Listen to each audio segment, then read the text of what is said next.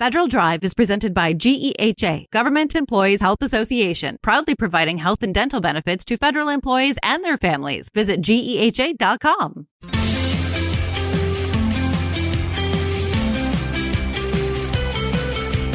Welcome back to the Federal Drive with Terry Burton on Federal News Network. A new directive from the Office of Management and Budget is pushing federal agencies to consolidate how they buy goods and services, aiming to streamline procurement, reduce duplication, and improve efficiency. But this shift raises important questions about agency autonomy, innovation, and the role of small businesses in federal contracting. Joining us to unpack the implications is Emily Murphy, former administrator of the General Services Administration. Emily, thank you so much for joining me. It's so good to be here with you again. Well, there's a lot that's happened since the last time we chatted in the world of federal procurement. Let's start with OMB's July 18th memo on consolidating federal procurement activities. From your perspective as a former GSA director, what are the pros and the cons of this consolidation effort? So I think there were two really remarkable ways they approached this, and both showed a lot of thought. The first was they looked at what are we going to do with the contract vehicles. They distinguished the contract vehicles from the operational contracting. I thought that made a lot of sense because first they said, all right, we're going to take up the current vehicles we've got and make those mandatory sources. And we're going to incorporate it into the FAR rewrite that's already going on. And Part 8 should be rewritten to reflect that. That made a lot of sense from we're going to leverage what we have to get efficiencies. And frankly, that leads into a lot of the OneGov strategy GSA is already embracing.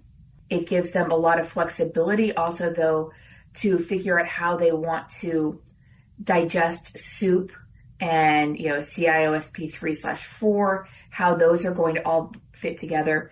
It strengthens, though, the schedules program and, Alliant, OASIS. It strengthens GSA's really strong core set of offerings.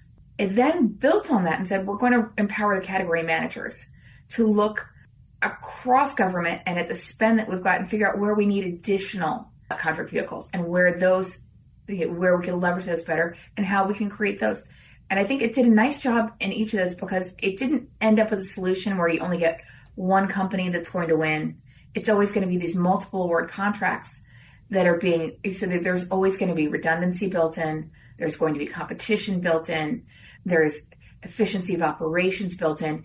And the out is that the secretary or the head of the agency has to agree that the contract vehicle doesn't meet their needs. So it's a high bar, but it's not an insurmountable bar if an agency has a very specialized need. So they've set themselves some pretty aggressive timelines, some 60-day windows here. How do you think that the agencies are going to be able to respond within those timelines? So for that first part, using the multiple award contracts, I think that they gave themselves 60 days to rewrite the FAR.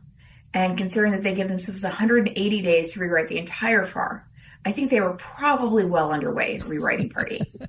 And then they've got another 30 days to implement it. So it wouldn't take effect until the next fiscal year, which I think makes sense also. Gives agencies a little bit of time that they're not trying to change horses in the fourth quarter.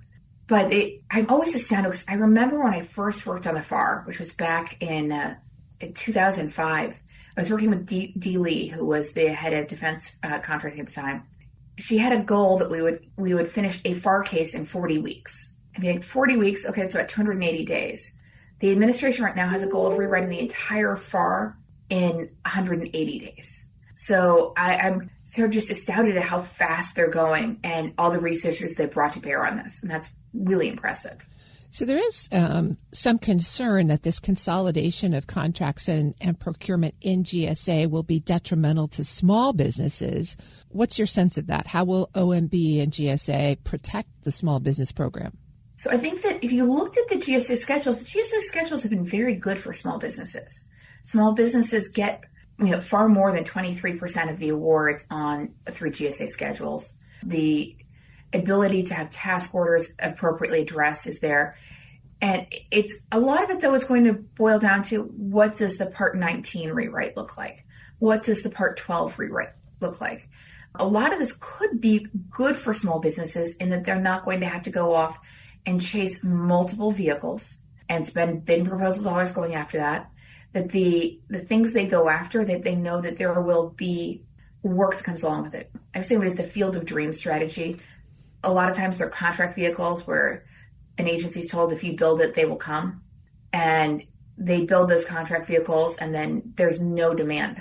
Now we've got at least a business has some ability to know that if they go and they bid on a contract and they win that contract, the small business knows that there's going to be some workflow going through that contract vehicle. And that I think is going to be very good for small businesses. I'm speaking with Emily Murphy. She's a senior fellow at George Mason University's Baroni Center for Government Contracting and a former GSA administrator. So Emily, tell me about the second half of the OMB memo. So the second half of the OMB memo also shows a lot of understanding of the business model GSA has and what's been successful while still letting GSA try to expand and grow on that. And it looks at operational contracting. And there was a lot of discussion when the executive order first came out. Was GSA going to just swallow up all the contracting shops across the civilian agencies, at least, if not, everywhere? How much were they going to try and bring into GSA? And we saw some of that happen fairly quickly with OPM and SBA moving their operations over. The second part of the memo, though, sort of says, wait a second. OMB is not saying, no, you can't do this, but they're saying you need to have a really tight business case around how you're going to do this. You have to demonstrate that you've got the capacity, GSA, that you can do it efficiently, that it's going to actually increase savings, that that you're going to be able to manage the risk, that you're going to have the right service level agreements in place. And GSA, you have to tell us how you're going to recover your costs on this. I think that that's showing a lot of respect for the Acquisition Services Fund, the ASF, to make sure that GSA continues to operate primarily as a non-appropriated agency where most of its funds come in through fees that it charges to other agencies, making sure that that is a sustainable model going forward. And that made a lot of sense the way that mapped out that business case and said, all right, GSA, if you want to do this, work with the other agencies, come to us, give us this business case, we'll work with you and improve those business cases. So as a former GSA administrator, and given some of the workforce changes that have been happening under this administration, what's your sense of GSA's capacity to really take on this centralized responsibility? So in the past, we've tried to do smaller dollar value. GSA has tried to do smaller dollar value assisted acquisitions, and it's never been able to find a sweet spot that made those costs recoverable. The ASF does very well with the assisted acquisition service, which tends to be larger dollar value, $1 million, $2 million plus procurements. But things underneath those thresholds, there was never a sweet spot there that could be identified.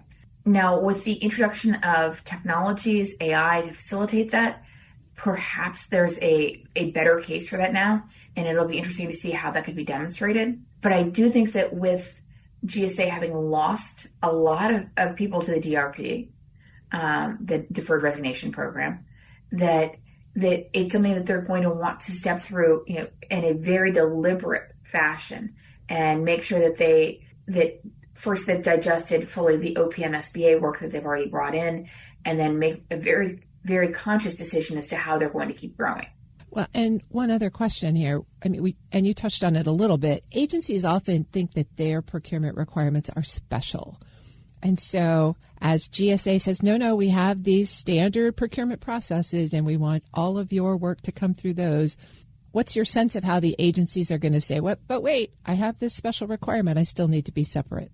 So I think that there's going to be a strong argument that agencies aren't as special as they want to be. And I still remember back when HHS was trying to get everyone onto a centralized contracting. The woman who was the chief acquisition officer at HHS, and this is back 20 years ago, started off with toilet paper and said, tell me why you have a special toilet paper need. And no one wanted to raise their voice that way. So she started off with the very common goods. GSA's done that work as well. And it's now as they get into more complex, I think that they're going to have to earn that from the agencies, but the agencies now are supposed to be predisposed, and that that it's supposed to be presumed that the work will go to GSA.